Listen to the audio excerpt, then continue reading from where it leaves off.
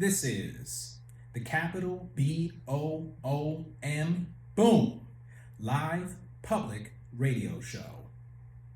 Performance, politics, and power. Let's go.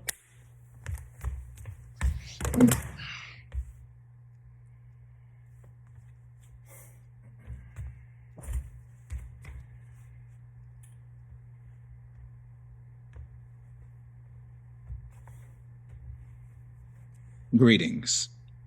May we all rise for the Capitol National Anthem.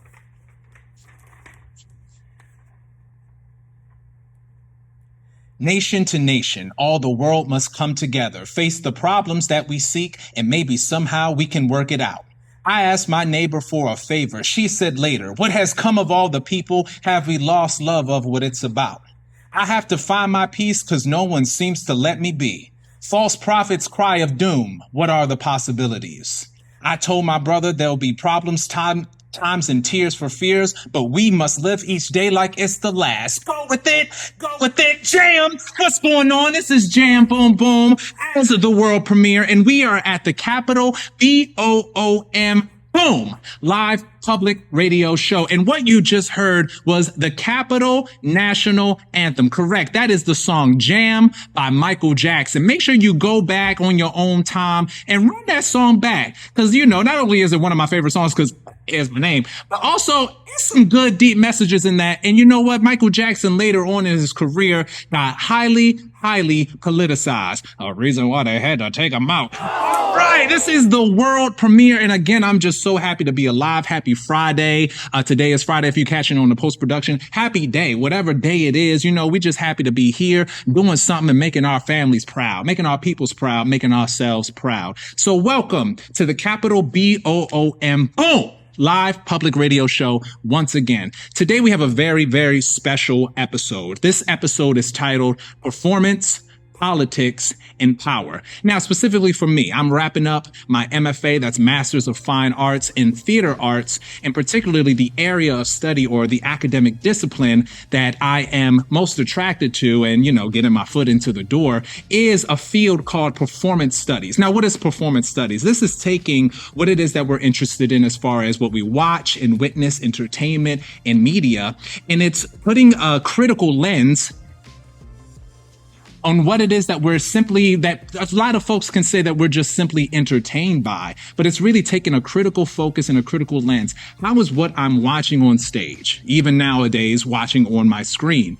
how does it relate to larger contexts and systems that are around me, such as politics, such as business, such as religion? So this is what performance studies urges us to do. And I just have a natural inclination of relating what it is that I do to a lot of different things. So this is what we have in store for us today. We have a very special guest with us today, and all of our segments will be around this idea of performance, politics, and power. Now let's get into it. Reading from the Holy Scrolls.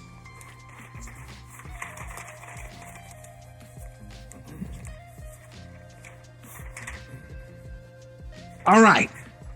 We already did the welcome. All right, cool. All right. We are on to the next segment. Now, this is a new segment that I'm calling the Big Boom Theory. Yes, that's right. That's a play on words of the Big Bang Theory. But me, as a practicing artist and scholar in my own right, I'm unveiling a new theory, which I call the Big Boom Theory. So basically, before I get into, because, I got my whole career to kind of unravel that thing out, but this is me taking the baby steps towards jam. What is it that you're bringing into this world? How have you taken your experiences, your personal practice, your spirituality, and how have you gone outside and exercised that and introduced the world to something new? Because the last time I checked, that's all it is that we're doing, especially here in the college campus. We learning someone else's template. We're learning someone else's mind state. And then we have to absorb it in order to get the good paying job, get the degree, and get the good paying job. Well, how about we come into these institutions and bring our own intellectual property and creative property? So this is what the Big Boom Theory is. You just had to set that up, you know what I mean? So simply what I'll be doing is practicing a radio essay style of a topic that I've been thinking about all this week. Originally, I wanted to do an Instagram video or a social media video, but I decided to leave it for today. So this is a new segment called The Big Boom Theory, a radio essay. And the title of this radio essay is Building Character, Reading Characteristics, and Attacking Character. So basically, building character, reading character, and attacking character. So Jam, where was the starting point, and how did you start to think about this topic, this idea? Well, growing up, my mother immigrated from Panama. So I am a first generation American, as they call it. She was learning English, and it became her second language. And, we're talking, it doesn't really matter what decade, people was going to be prejudiced, people going to be discriminatory, people going to be downright racist, whatever era that we're in. But let's say, let's picture ourselves in the late 80s, 90s, you know what I mean? My mother, young, beautiful thing, she would open up her mouth and, folks would instantly discriminate just based on how she spoke. She was trying her best to communicate in the dominant culture, the dominant language, and still folks would just find something to ridicule someone about. So my mother, knowing this, and instead of saying, F everybody and forget it, I get out the mud, she decided to instill in me at a very young age a gem. And the gem was this. It's a saying. She said, Jam, little Jammy. She said, don't judge others based on how they look. Based on what you can see, skin color, size, clothes, because, everyone has an up and down day, everyone, but don't go in the world and flock to a certain type of person based on this external identifier. Instead, judge a person or gauge a person or assess a person based on their character. Now, me at my big age, I'm seeing how that gem alone saved me from a lot of BS. You know what I mean? Well, just me being multi-ethnic and growing up in a multicultural household, I just knew I wasn't black enough to hang out with the black kids. I wasn't Spanish enough to hang out with the Spanish kids. I just learned from an early age just to be me, just to do me. And being in that line of reasoning, really focusing on what it means to build my character from a young age, I've been able to assess the type of friendships, the type of relationships, the type of business partnerships that I'm getting myself into as far as wading through this crazy, crazy world. And instead focusing on the intrinsic, focusing on the internal, because we all have this. We all have this invisible self, this self that you look yourself in the mirror. You can try it right now. You can just sit right here and you can say a whole sentence inside your head. Who said that? Now, this is what I'm getting at. And again, building up this radio essay to say, let's go into the mechanics, the inner mechanics of ourselves. And from here is where we start to understand performance, politics, and power. So being in this world and being, again, at my really, really big age is to say, I'm going to practice and put this into practice right now for myself. Because we're in a world where a lot of folks are flocking, birds of a feather flock together. But that doesn't necessarily mean that we're all thinking the same, that we're all assessing information the same. So building character comes with, it comes with a lifelong practice, if I can be completely honest. It's something that you want to put on a routine because every single day is an uphill battle. Every single day you might not wake up on the right side of the bed. So it's really taking into consideration the time of the day, the time of the season, and assessing what sort of characteristics are you showing throughout your day. When someone thinks about you, they're thinking about what you've done for them, and they're thinking about how you feel about them. I'm focusing on this inner world right here. So building character is really taking the time to assess what are my characteristics at a certain part of the day, at a certain part of the year. Assess yourself based on your environment. Oh, I know when I'm at school, don't talk to me. I know when I'm outside, Yeah, that's the time when I'm feeling social. So it's just taking that time. It can be your personal practice. It can be your spiritual practice. It can simply be how you engage with the world, but making sure that you are first starting with yourself and assessing yourself, building your characteristics.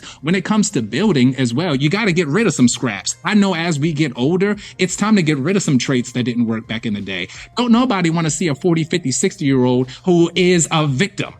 You know what I mean? Who plays the victim. No one wants to see that. So it calls for a moment for you to take accountability and for you to grow up. So this is building your character. Now, reading characteristics is when you step outside. Now, a lot of us have to learn this backwards way in saying that we learn to read other characters first, and then we're building our own character from that. But I urge you to first start with yourself before you point. You know what I mean? It's that saying, you point your finger, you got 3 fingers pointing back at you. The next step is to read other characters. Once you know who you are, once you're established in yourself, you go to work, you talk to this one person, you're there to get your money, and that's it. That's when you can start to assess and to read other characters. Now, 9 times out of 10, you're going to find that other people are not taking the time to assess their character, to assess their characteristics. This is when you can start to gauge who is for you, who is not for you. And this is just an internal practice that we're doing already. But what if we went into the workforce or went into the world already knowing this? We could save ourselves a world of hurt versus judging people on the back end of things, just as far as, what they look like, what they smell like. Well, sometimes, people are deserving of that. If they smell a little bad, keep your distance. But again, I'm talking about a changing world for us to come together versus for us to separate. And lastly, the last part of this essay is called attacking character. And this is what leads into the next point, talking about power, talking about politics. Once we understand that we are accumulating characteristics throughout this life experience, and we learn to read and assess characteristics from other folks, this is when we get into the lane or the debate of judging and attacking characteristics. Now, have you ever been in a situation, again, I'm just going back to work, co-worker type of situation. You've been in a situation where someone didn't like the way that you handled your job, and you almost want to take it personal. Either they stepped you aside a little one-on-one, or within the big family group meeting, we had a discussion and someone singled you out. This is an idea where folks nowadays, we're taking that personal. Oh, this person must not like me. Oh, why you single me out? Why you do it like that? No. Well, I do want to first gauge this and say, we're attacking first the characteristic. Maybe this characteristic didn't align with what this person ideally thought about how you should go about your job and how you should go about your duty. Instead of attacking the person, we're all prone to make mistakes. We all ain't shit. It is understanding what characteristics do we display, especially when we're amongst each other. I mean, last time I checked, I want to display my best self. So then this can also come a time when someone else can hold you accountable for how you were acting for your character. And last time I checked, characteristics can always change. We're always building. So this is the starting point of a new radio essay titled Building Character, Reading Character, and Attacking Characteristics. And this is the start of the Big Boom Theory. Did y'all hear that? Yeah, I heard that too.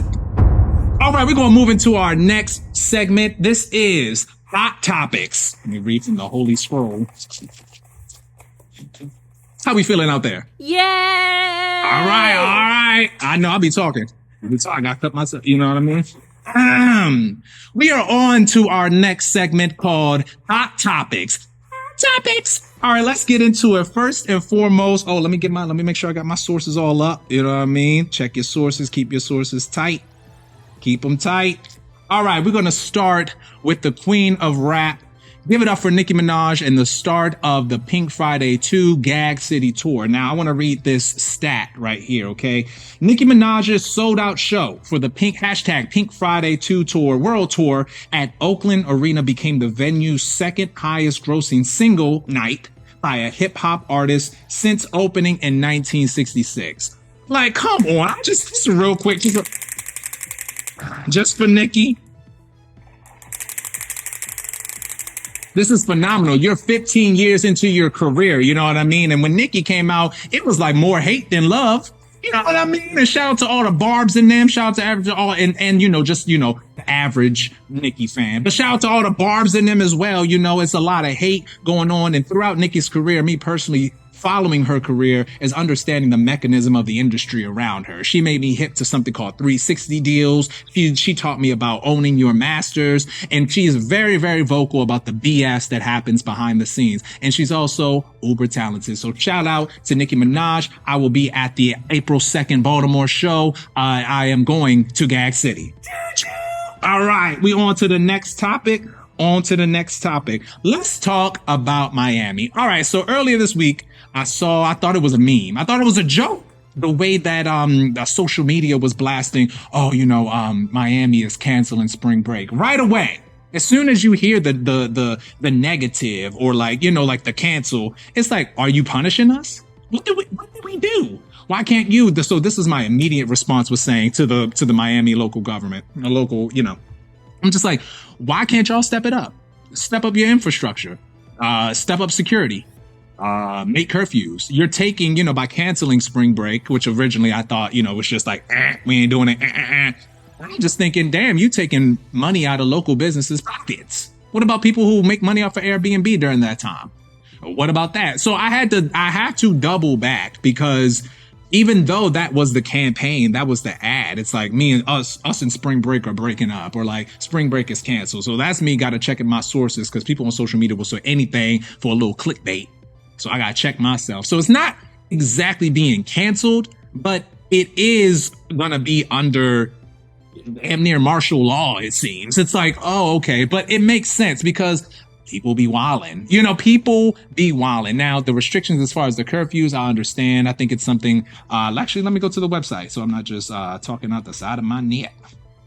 So you can find this on miamibeachflorida.gov. So you can expect curfews, security checkpoints at beach access points, early beach entrance closures, DUI checkpoints, bumper to bumper traffic. This, honestly, it's like, all right, I can see it. Thank you. Especially for the locals there. I bet it get crazy. I bet the locals don't even stay there during spring break week. You know what I mean? But just for the people, especially the new folks, little freshmen and all that, even people who haven't even graduated, just be careful out there. All right. This is a protection for y'all. So don't wild out too much. I know I wild out, even though I ain't going damn near nowhere near Miami for spring break. But still, just that idea of like how it makes me think. Because again, this is a learning process for me. It makes me think, how is news rolled out, and kind of what is like the word on the street, heard it through the grapevine? When you say something like Miami's canceled, it's like someone like me, I'm a judge the character of the federal government there. You know what I mean? I'm a judge the character, of the local government there. It's like, man, come on. But it's not exactly canceled. A lot of restrictions. Y'all be safe out there. And I don't know, maybe find another location. I was saying Salt Lake City, Utah. Just go somewhere, you never would have thought. All right, we on to the next topic and the last topic. Now, there has been a subtle rise and an increase in doxing of celebrities, and now more relevant, more recently, content creators. Now, this is using, for example, the content creator, the YouTuber, Flight Boss, Dolo the Pilot Man. You can follow him on YouTube, using a very recent live stream and seeing in real time. I believe the person's name is Andrew Wilson. I believe he runs something called the Crucible podcast or platform.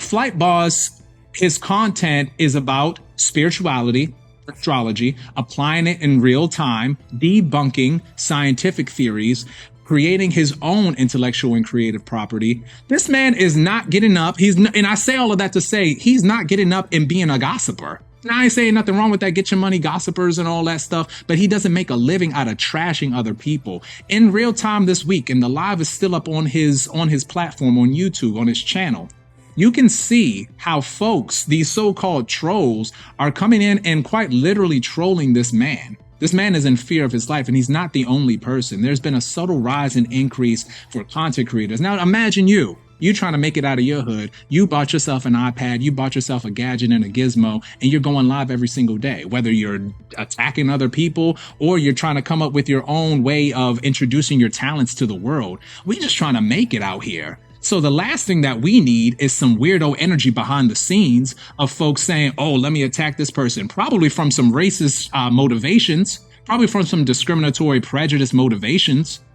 But this is the very, very early formings of what can be considered a crime in the next 5 to 10 years. And we're seeing this happen in real time. People are in fear of their life. Think about the children who are just getting up on YouTube, trying to make something of themselves. Think about the women who are up on YouTube every single day. Think about the tarot readers or people who want to showcase their art. And people are being doxxed.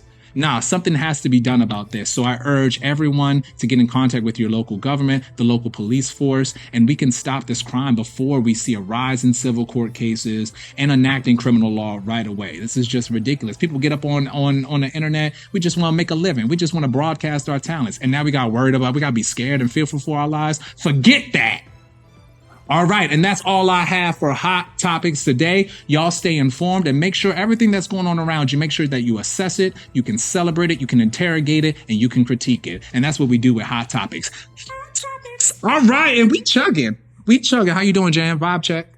What we doing, audience? Vibe check. Amazing. That's great. I want to hear it. All right. We're going to get into the question of the day. So let me pull up my phone. We're going to get into the question of the day. You know, because today is such like the Brian Gimble, Don Lemon, 60 seconds. I'm forgetting I got sound effects. I forget, it's just different. But let me get a little sound effect for the question of the day.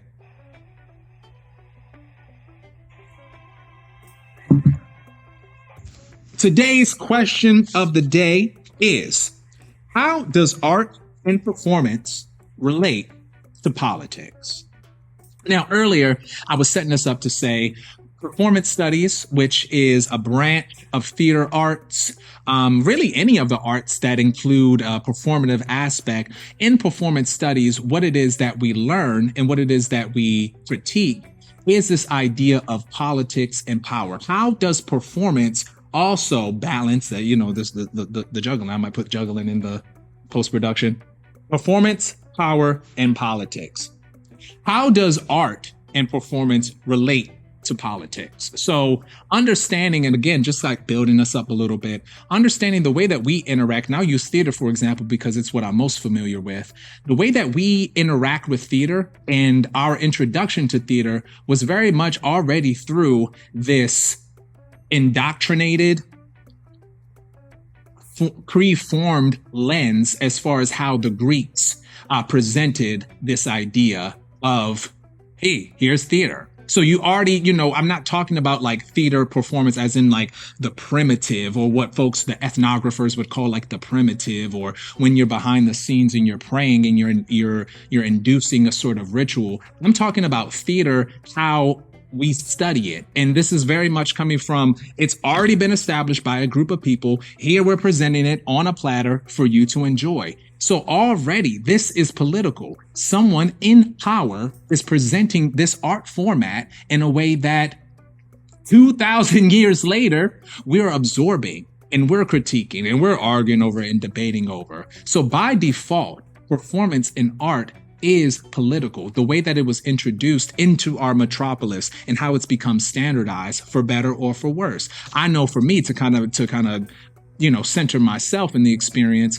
I learned about theater listening to the radio, something that's governed, something that I believe the FCC, something that's already commissioned. There's a Radio Broadcast Commission, RBC. I'm going to check my sources on that as well. Something that's regulated already. And again, this is coming from someone who's in control of what gets streamed, what is acceptable, what is not acceptable. I also want to say what is accessible. So again, just building that up as well. Performance, art, politics, they all tie into play. Now, that's not to say like, oh, let me make my art political. No, I'm not saying that. It's just by default, because we're all participating in society. We're all participating in the metropolis. So by default, what you create, your art is going to be a reflection of the systems and the times that we're in. So speaking of, I find myself, I'm talking a lot today. I'm going to make a great journalist one day. Hey, you heard it here first. All right, let's get into these responses.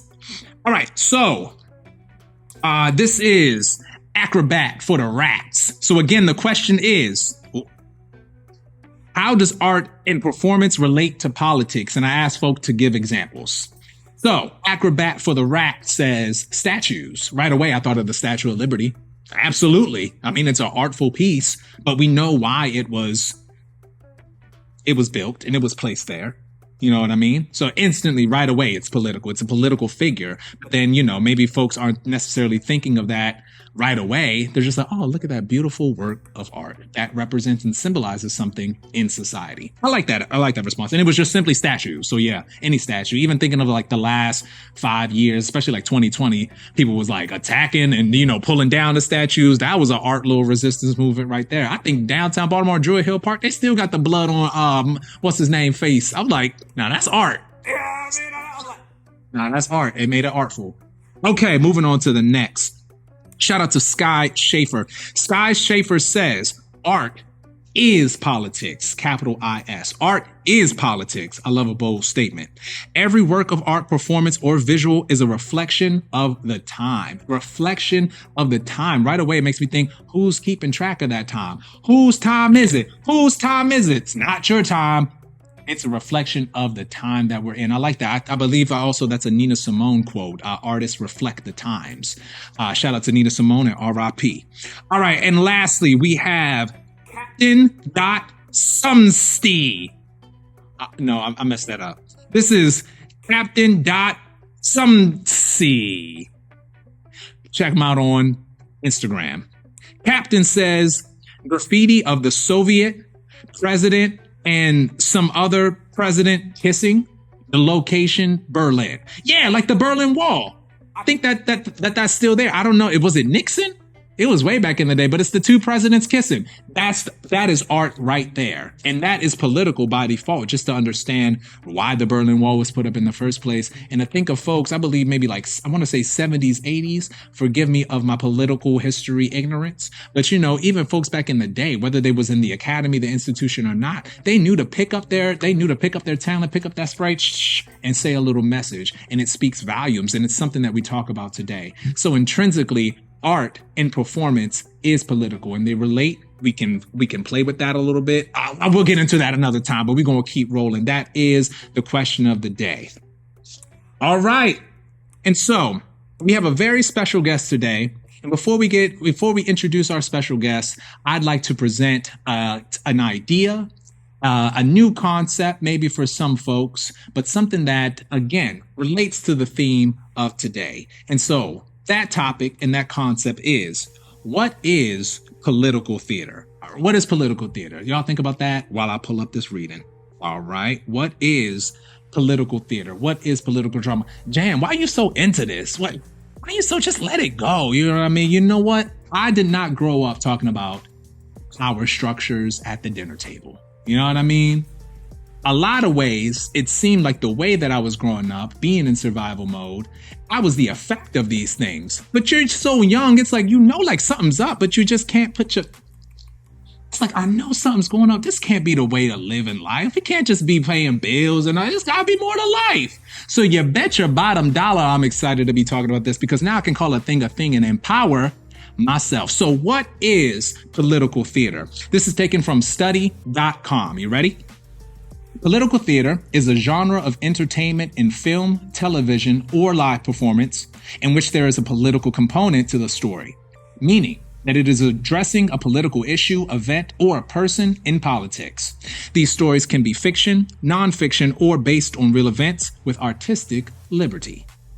Audiences today can turn on Netflix and watch The Crown. The Crown was getting a lot of press earlier this year. I think the Princess Diana, like new, and a hood on like Princess Diana. All right, so check out. You can also check out a rerun of Parks and Recreation. Again, that's satire. That's a parody. Or you can admire Mr. Smith Goes to Washington on Turner Classic Movies. I gotta check that one out. Each in its own way is an example of political theater. Now, they said it right here. The ancient Greeks. Didn't we talk about the ancient Greeks a little bit earlier?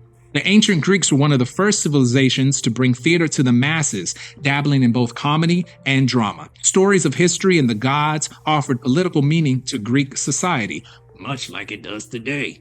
The originality in these early stories and their themes continue today in modern storytelling. What did I just say? The sophistication. All right, I'm getting a lot of bias with study.com. Okay. The sophistication of the Greeks was far superior to the... All right, I'm going to skip that part. Now they're getting into the whole Greek-Roman debate. We're not here for that. We get it. One came after the other. One predated. See? It's right then and there. It's right. The politics is right then and there in your face. But I do want to read this part. It would not be until William Shakespeare in the mid-1500s that storytelling, and especially political theater, took a leap forward. Of his 36 plays, many of them dealt with history, political power, or universal struggles with justice in some form. Like the political theater of today, they either highlighted political disasters, or gave examples of heroic leadership. Now, again, for an avenue for my up and coming artists to think, and it's nothing wrong with creating, maybe you want to recreate what you saw in your dream. Maybe you want to make a piece of art that has nothing to do with the society, because you know what? It is our right to bring something new into this world, something that even got nothing to do with it, but it's automatically has to be filtered through the systems in which we relate with each other. And one of those systems happens to be politics. So this is a way for you to think, how can I, and again, this is something called, historical fiction. You can even slap political historical fiction on that.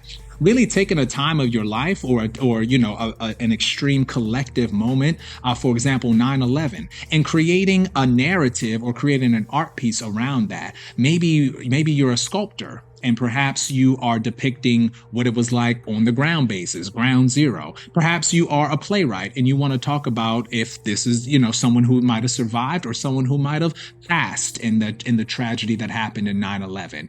So this is that idea of taking political historical fiction and adding your own twist on it. And automatically it's gonna absorb readers, because a lot of people, especially today, remember where there was 9/11, whether they was born or not, but a lot of folks are gonna remember what that collective feeling is like. So I just want to encourage folks, if you're thinking about shifting your perspective, if you need a new little mind jog or a new little writing exercise, take a political moment in history. It doesn't even have to be America. I'm only centering America because that's where I'm at. Go into any civilization and find a political moment and create a narrative from there. This is what the world premiere is doing. A quick little plug for myself. My latest play is called AM to PM Warship.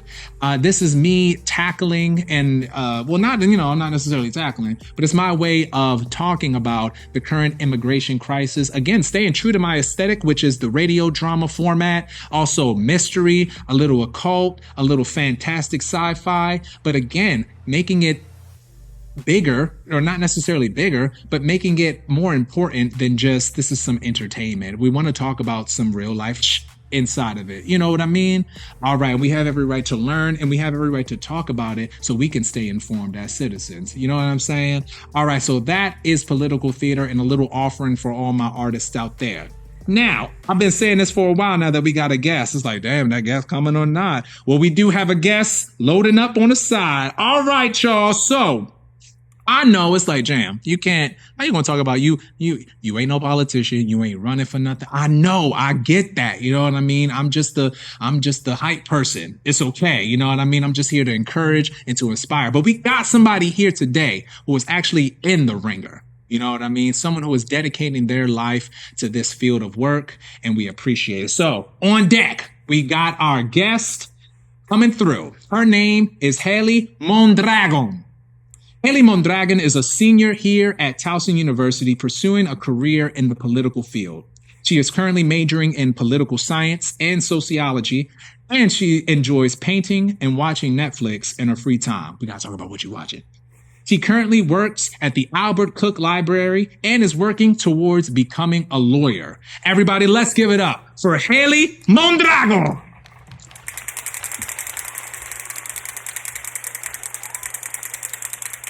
What's going on, Hailey? Hi, how are you? Sorry, the rocking chair is a little slippery. Oh no, my bad. One more time for Hailey. Come on, I had the side, I forgot. Wow. All right, don't worry, we're safe here. It's good to have you. How you feeling? Good, and you? I'm all right today. I feel empowered. Oh, yeah. That's a beautiful word. Yeah. But yeah, so me and Hailey go way back. That's my prima, you know what I mean? We go way back, way back. We work at the Albert Cook Library together. Yes, we do. And, it's a way for me to get out of this building. You know what I mean? It gets so cliquey up in here. And I love interacting with people with different perspectives, people who have an open mind, broad-minded, and can also learn me something. And that's something so far that you have done for me. So it's an honor to have you here. Oh, well, thank you. Can't lie. I've learned a couple things from you, too. I mean, hey, some good, some bad. You know what I mean? What not to do. You know what I mean? What not to do. That's okay. I live by example. All right, we're going to get into it. Okay. So, Hailey, you are studying political science and sociology. My first question for you: why did you declare political science and sociology as your major? Go ahead, take it away. Okay, so, I always kind of knew that I wanted to be a lawyer, so I kind of knew that once I went into college, I needed to go into sort of like a political career or criminal justice. I didn't want to do criminal justice though, because it's very much like law enforcement focused, and I didn't want to do that. Like, I want to be a lawyer. And so I knew that political science would work out best for me. And then sociology was just supposed to be a minor for me. Okay. But then I decided I needed more time to study for my LSAT. And so I was like, okay, like, let me just put this as a major, and then that way, I'm double majoring, I have more time to study, and it just works out better. Oh, awesome. All right, cool. So you said you don't want to get into the criminal type of side of things. Well, I mean, I wouldn't mind going into like criminal law and like becoming a criminal law lawyer. Okay. But it's just I don't want to become a police officer. I don't want to become a detective. Please don't. Yeah. I mean, hey, whatever needs to be done. But we got people for that. They can take care of catching them. I'll just take care of, helping them out, figuring it out. Helping the folk out. So I asked that to say, what type of lawyering, forgive my ignorance, but what type of, what field would you see yourself in? I really am looking more so at corporate lawyer, which is kind of, it's funny because like, how you mentioned like earlier, like, oh, the Netflix show that I'm watching, I'm currently watching Suits, and it's about corporate lawyers. Okay. And so that's kind of where it like sort of stemmed from. Like, I liked how they worked, and I liked seeing how much money they were making. I'm not going to lie. Hey, talk about what matters. Yeah, talk about what matters. Hey, I get that. Yeah, but then also it's like, I don't want to be a public defense lawyer. Their caseloads are crazy. And then immigration is something that I thought about, because I am a Latina, and I feel like that's something that I should look into, but it's not something that I really find myself interested enough that I can dedicate myself to it fully. I hear that. So I was like, you know what? Like, I'll let somebody else take care of that. I'm going to go take care of this. So it's most likely corporate. If not, then I do want to work into a little bit of criminal, dabble in it, but I don't want to like fully devote myself to criminal or anything. Like, I would be interested in doing multiple fields.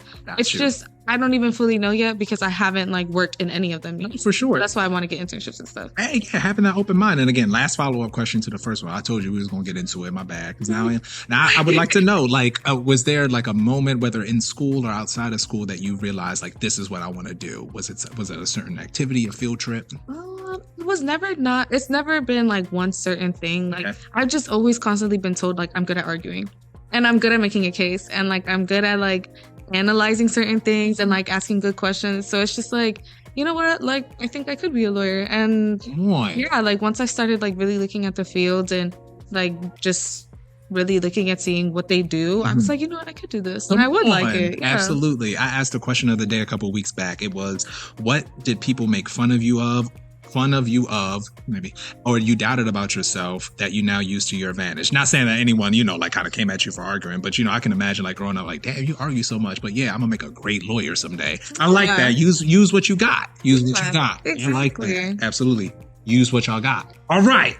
On to the next question. So for someone like myself, and for maybe people out there listening, what advice would you give to someone interested in becoming politically active? And some examples I have is speaking about it on their platforms, with their friends, or voting for the first time. What advice would you give to someone? I would definitely say watch out which sources you get your political information from. Absolutely. Some of them are just very politically biased, and if you're like, for example, like Fox 5, or Fox News in general, it's just typically very conservative. Yeah. And so if you read anything there, it's most likely going to be like celebrating Republicans and then downing Democrats. And like, I did take a class previously, and we found that basically most I forgot what the term is, but most general like news programs, like some of them that like CBS News, right? Okay. Like, we'll take that for example. Like, it doesn't really, although it's not like leaning towards the Republican or Democratic, it's primarily more neutral, but people will say that it's more Democratic because it's not picking a stand. Gotcha. Yeah. And so it's just like, I would say definitely watch what news sources you're getting your stuff from. Look definitely a lot deeper into the politician you're thinking about voting for, because if they have a history of like lying about what they're going to do for you, and then once they get into office, like they don't do it. If they have a history of lying about that, just be aware. For sure. And then, I mean, definitely just find the topics that you're interested in. Like if you're interested in like the immigration crisis, or if you're interested in the Israel-Palestine debate, I would definitely say like find the party that you think would represent you the best. Gotcha. And for many people, I feel like it's neither party, especially for the younger generations. It could be neither party. Especially the younger generation, for sure. How do you weigh that? You know what I mean? Like, how do you find yourself, like, again, going back to that word, do you feel empowered? Do you feel like you're just going along with the status quo? What's the most important thing, especially for a younger person? Like, exactly. I think I saw someone in the GOP, like the race in South Carolina. Someone was 21 years old and like beat out some old head that was running for office in South Carolina. I'm just like, that's what I'm talking about. You know, I didn't see what party there was for. They was definitely, you know, riding for a party. Yeah. But just to think, like, even at that young age, like, still being active. But to think of someone like myself, like, what side do you pick? And it seems like, you know, when you decide to kind of look at it as neutral as possible, you open your mouth and you say a certain candidate, it's like, oh, you pick that side instantly. It's like, no, I didn't. I just want to talk about it. You know, I just want to. So yeah, I just want to dissect it a little bit. That's it. That's what I wanted to do. Yeah. But it's like people already have their bias right away and waiting for you to say something against it so that they can start arguing. And I don't think people as good as arguing as you are. So it's like, I don't know, you know, some people are just morons. You know what I mean? Yeah. You know what I mean? So anyway, great. Any other advice? My bad. There's any? I can't think of any more. Got you. I like it. I'm gonna take that into consideration. You know what I mean? All right, so this is the last question. So I'm going to ask you the question of the day. So that is, how does art and performance relate to politics for you?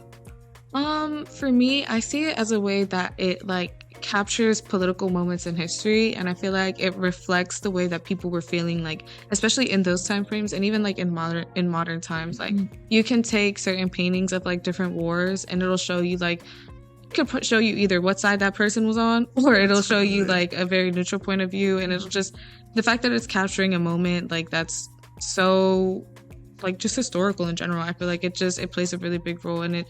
Like I feel like the picture of the war probably isn't the best example. I feel like I could probably... No, that's really good. And I can actually give an example of that down at the Walters Art Museum in Baltimore City. I don't exactly know which war and which artist, but I do remember reading, you know, like the little fine print about the painting. And it did say that the artist was commissioned by someone in authority. So that is a thing. Absolutely. And to also point it to another, you know, the whole idea of like Shakespeare and, this idea of like artists getting patronized or getting commissioned by you know, whoever has the funds. That's not a new idea. They were doing that way back in the day. So there's even this theory that Shakespeare was commissioned by I believe it was the Elizabethan era. So I want to say Queen Elizabeth. You know, her and her folk.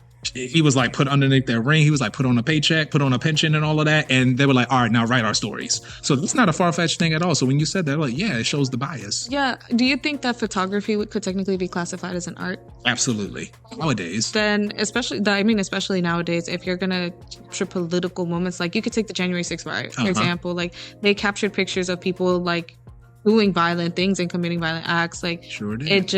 It adds on to like the evidence that shows like this is what people were doing, this is how angry people got over certain things, like, and it just captures the emotion of like that specific political time frame and that like action, that event in general. Like you can take Israel and Gaza, like this artistry, the photographs, like it's just getting people to either go towards one side or go towards the other. Like it really can influence another person's emotions, and that'll just get them to be on either side. I mean, you can take pictures of Israel, you can take pictures of Gaza, but regardless, like it'll sway both people. Absolutely. It's just the emotional, I want to say like the emotional connection it has to. Absolutely. Yeah. There's something in the theater world, in the art world, they call catharsis. It's like when you listen to a song or you watch something and it moves you emotionally, maybe to tears or maybe to like love somebody. So that catharsis that you experience. I think in music as well, Bob Marley, and I know the One Love video or movie just dropped, and I really want to see it so bad. Yeah. But just to think, like, even listening to Bob Marley was some of my earliest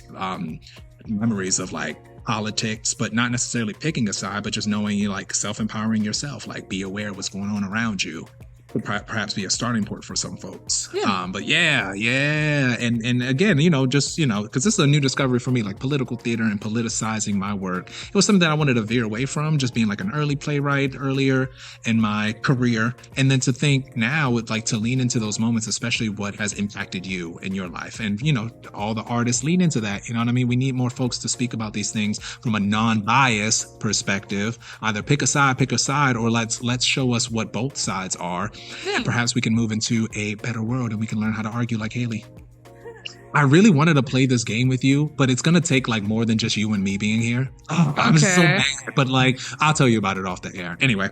Okay. So yeah. Thank you so much. Is there any closing remarks that you want to say just about your studies here, the opportunities that you have?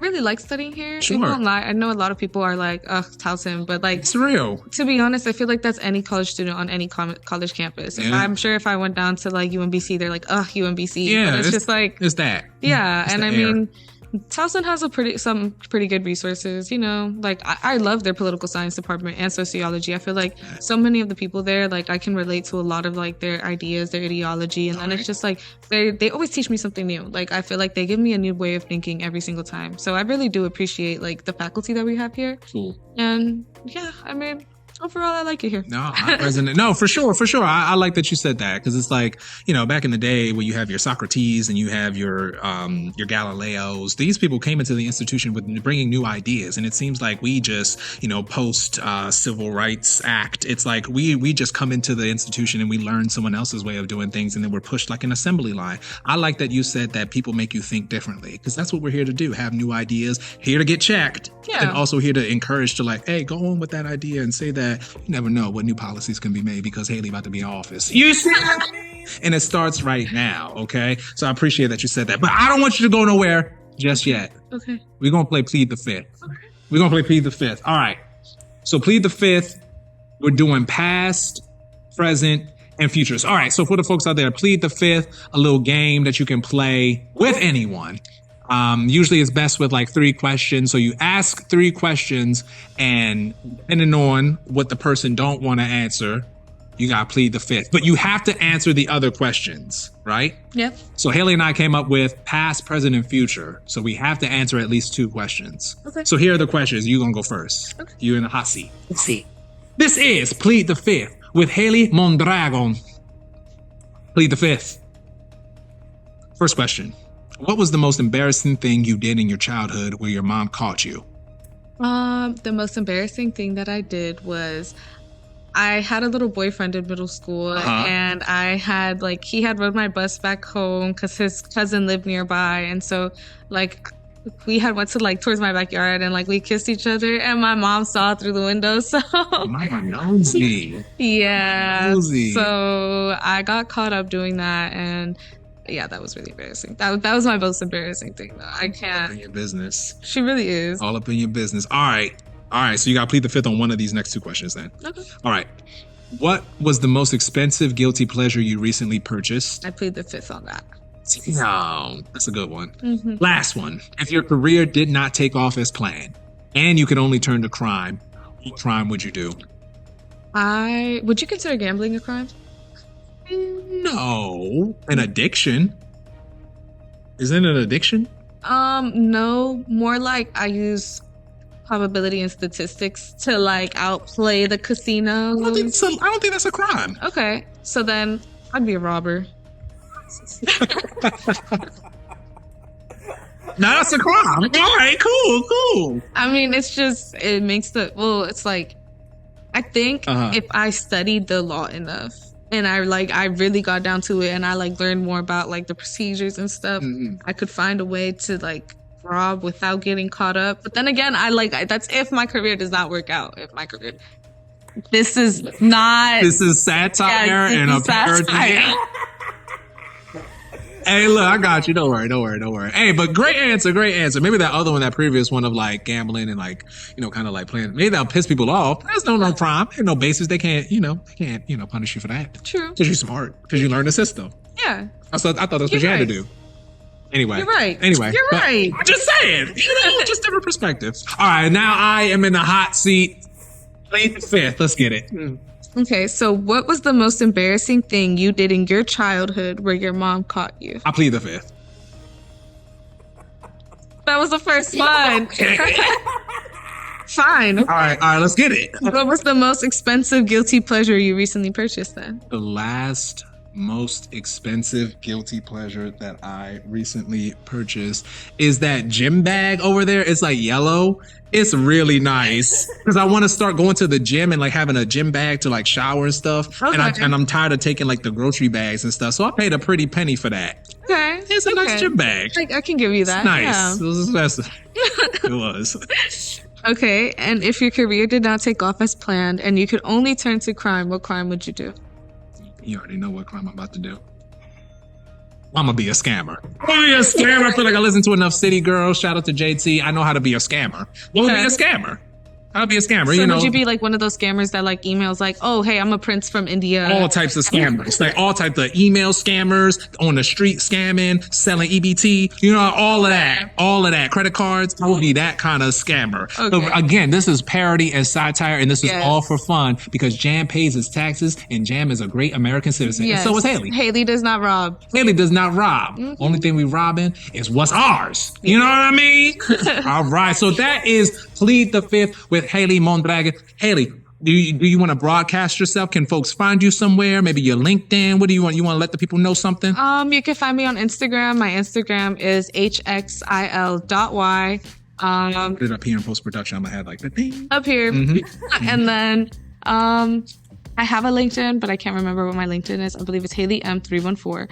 But I will let you know and I will update you if whatever is up here. That will be the actual LinkedIn. I don't use it often. I haven't updated it recently. So yeah, Instagram would be better. But Okay, cool. Hailey, any last closing words? Any last closing remarks? This is going to wrap it up for us. make sure you vote. Go ahead That's and it. vote. Y'all heard Hailey. All right, Hailey Mondragon is here at the Capital B.0.0.M Boom live public radio show. Again, it is an honor to have you here and to start to talk about these ideas and to empower ourselves and to inform ourselves in these changing times. You know what I mean? Especially this year being election season, a lot of crazy things going down in the headlines. And what I feel like we can do, we the people, is have these discussions. Why would we kill each other, metaphysically speaking, mentally speaking, physically speaking, when instead we can have healthy conversations so that we can go out and be informed and engage with these systems that are around us. So I want to say thank you so much, Hailey. You informed me. This is the Capital B.0.0.M Boom live public radio show. Very special episode, performance, politics, and power. Think about what you do in your day to day. This is a performance. This is a routine. This is a ritual. Think of the politics, the systems, the binaries that we live within, not as a victim, but as something that you can study for yourself, something that you can understand for yourself. Where have we gone wrong as a collective? Where can we go right? The politics, the two sides, and think of power. Now, I'm not talking about power ramming into somebody, your next door neighbor's house and say, hey, give me some sugar. I'm not talking about that type of power. I'm talking about giving you the power so that you can come up with a new idea and change this world around us. So you can learn and play in the system so that you can change it. That type of power, empowering yourself, not the type of Alexander the Great type of power. I'm not talking about that. We need less of that and more empowered folks out there. Was there anything that you wanted to No, I was trying to find the little clap button on here. Please. I'm talking about that. So every day we're engaging with performance, politics, and power in some type of way. Who's in control of you? It better be your own damn self. I am Jam Boom Boom, and this is the Capital B.0.0.M Boom live public radio show. And remember, as always, to go boom. Boom! Yeah!